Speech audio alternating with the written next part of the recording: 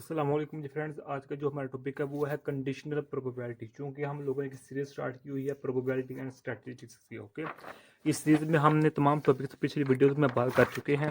तो आज का जो हमारा वीडियो टॉपिक है वो है लेक्चर नंबर 37। ओके, इसमें हम इसका जो पार्ट ए है कंडीशनल प्रोबेबिलिटीज पर बात करने की कोशिश करेंगे। ओके, तो आइए स्टार्ट करते हैं। बिस्मिल्लाहिर्रहमानिर्रहीम, सल्लल्लाहु अला मुहम्मद सल्लल्लाहु अलैहि व आलिहि वसल्लम। सबसे पहले देखें कि इसकी जो डेफिनेशन वो क्या है। In probability theory conditional probability is a measure of the probability of an event occurring given that another event has already occurred.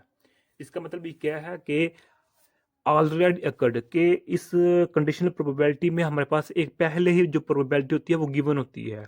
उसको मद्देनजर रखते हुए, उसको फॉलो करते हुए हम जब सेकंड प्रोबेबिलिटी निकालते हैं, उसके रेशियो निकालते हैं, तो उसको हम नाम देते हैं कंडीशनल प्रोबेबिलिटी का। ओके, अब इसको हम एग्जांपल की समझने की कोशिश करेंगे। तो सबसे पहले इसका हम फार्मूला देखते हैं।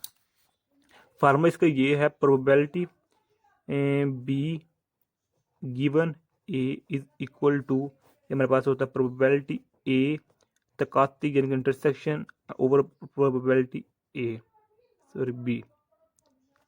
इधर आप ए इंटरसेक्शन बी लिख लें तो इधर फिर ए लिखना पड़ेगा। ओके, अगर इधर बी होगा फर्स्ट तो इधर भी बी लिखना आएगा बढ़ेगा।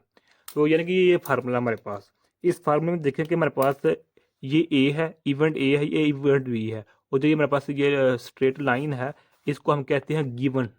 क्या कहते हैं? इसको हम नाम देते हैं, ये हमारे पास गिवन डाटा है, गिवन डैट।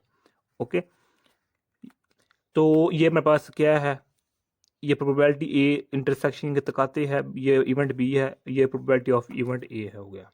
ये इसका फार्मूला है। इस फार्मूले को हम इस तरह भी लिख सकते हैं। ओके, इधर आर लिख सकते हैं। इस फार्मूले को हम इस तरह भी लिख सकते हैं। ये सॉरी, ये इधर ही रहेगा, ये इंटरसेक्शन वाला, तो ये इधर जा आकर क्या हो जाएगा, मल्टीपल हो जाएगा।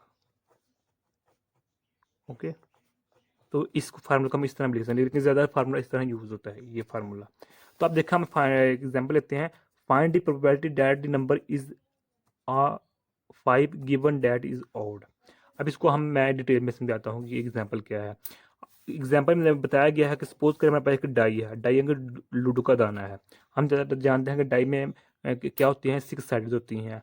एक साइड पर 1 पॉइंट होता है, दूसरी साइड पर 2 पॉइंट्स होते हैं, तीसरी पर 3 पॉइंट्स होते हैं, चौथी साइड पर 4 पॉइंट्स होते हैं, पांचवी साइड पर 5 पॉइंट्स होते हैं, जबकि छठी साइड पर 6 पॉइंट्स होते हैं। ये लूडो का दाना जिसे हम डाई कहते हैं। तो कहा गया है कि हमने फाइंड कर दी प्रोबेबिलिटी किसकी, 5 की। 5 की हमें हमें टास्क दिया गया कि हमने 5 की प्रोबेबिलिटी मालूम करनी है। ओके, जबकि जो गिवन चीज दी गई है वो हमें दी गई है ओड।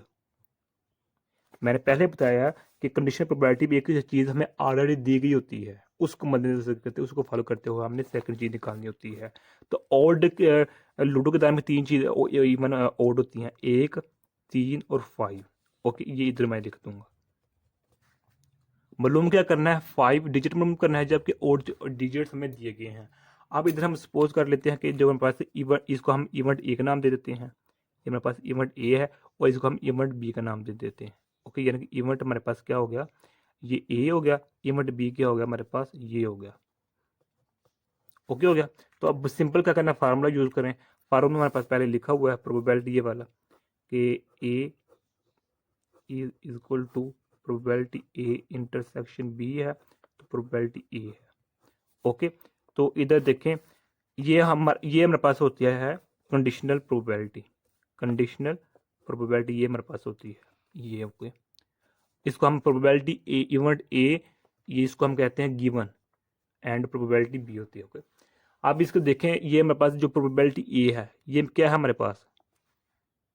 अच्छा फ्रेंड, इधर छोटी सी गलती हो गया, वो गलती इधर से हमारे हुई है। इधर देखें कि जिस तरह मैंने बताया था, अगर प्रोबेबिलिटी ए गिवन बी है तो इधर मेरे पास बी आएगा।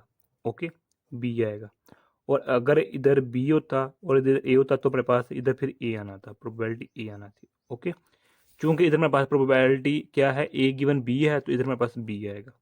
ओके, तो हम देखें, अब देखें कि जो हमारा प्रोबेबिलिटी बी है, ये मेरे पास जो प्रोबेबिलिटी बी है, ये इसमें कितने डिजिट्स हैं, 1 2 3 है डिजिट्स। कितने में से डिजिट्स हैं, ये देखना मेरे पास सैंपल स्पेस में जो है 1 2 3 4 5, यानी कि जब लूडो को दाएं को डाइस करते हैं, एक भी आ सकता है, 3 भी आ सकता है, 5 भी आ सकता है। क्योंकि क्योंकि हमारे पास दिया गया है, स्टेटमेंट में खुद बताया गया है कि ओड।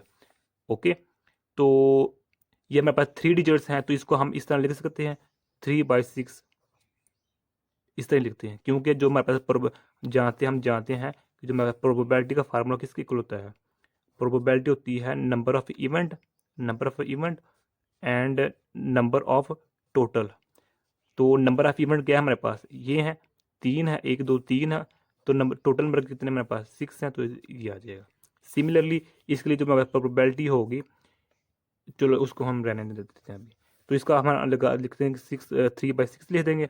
ऊपर हमारे पास आएगा 1/6। अब हमारा जो ये 1/6 है वो कैसे आया, क्योंकि हम जानते हैं, ये देखें इसका हो गया 3/6, तो इसका देखें जो प्रोबेबिलिटी ए है, जो हमारे पास प्रोबेबिलिटी ए और जो प्रोबेबिलिटी ए बी है, इसका हमने कॉमन लेना है, इंटरसेक्शन लेना है, जो मुश्तरक होता है। ओके, प्रोबेबिलिटी बी का तो हमें आ गया 3/a आ गया।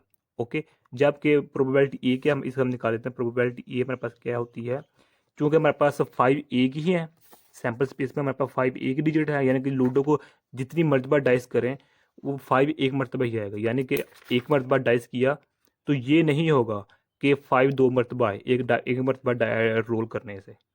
ओके, अगर हमने डाई को दोबारा रोल किया तो मे भी हो सकता है 5 अगेन आ जाए। कहने का मतलब ये है कि एक मरतबा डाई को रोल करने से 5 2 मरतबा नहीं आएगा, वो एक मरतबा ही है, क्योंकि 5 एक ही है सैंपल स्पेस में। इसलिए हम इधर लिख देंगे कि 1/6। ओके हो गया, तो इधर हम लिख देंगे 1/6।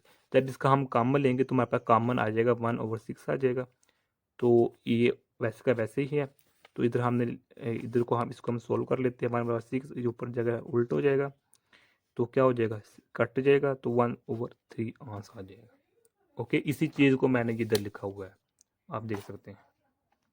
ओके, तो यही आज का हमारा इतना सा टॉपिक था। मैं उम्मीद करता हूँ आप लोग इस वीडियो की समझ आ गई होगी। अपनी दुआ में याद रखिएगा। अस्सलाम वालेकुम रहमतुल्लाहि व बरकातुहू।